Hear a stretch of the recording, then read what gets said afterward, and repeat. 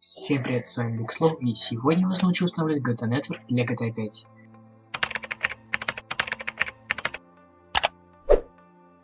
Открываем файл, далее iAgree, указываем путь, куда надо установить файл, диск D, окей, далее нажимаем Install.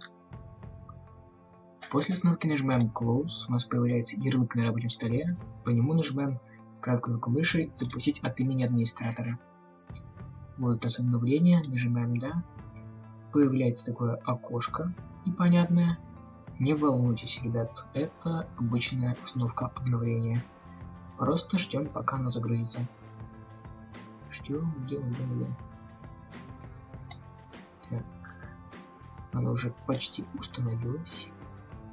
Все, нажимаем «Закрыть программу». После чего нажимаем 5 правой кнопкой мыши «Запустить от имени администратора». Он предлагает нам еще раз обновить, но поскольку мы уже обновились, нажимаем «Нет». Далее выбираем, где у нас находится GTA 5. Это диск D. У каждого свой путь, запомните, ребята, и у каждого он в разных папках. Но если у вас Steam, то у вас будет схожее значение, как у меня. Нажимаем GTA 5, открыть. Вот у нас уже загрузилось. Далее у нас сейчас откроется Social Club, войдет в него и запустится GTA 5.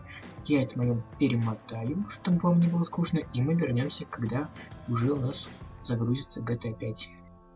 Вот и все, ребята, у нас установка GTA Network прошла успешно. Если вы хотите еще таких больших роликов, как добавить сервер, как решить ошибки, просто напишите в комментариях, какие у вас ошибки и что вы хотели увидеть на моем канале. А я хочу вам сказать спасибо за внимание, ставьте лайки, подписывайтесь на канал, мне было очень приятно, что вы досмотрели это видео до конца. Всем удачи, всем пока!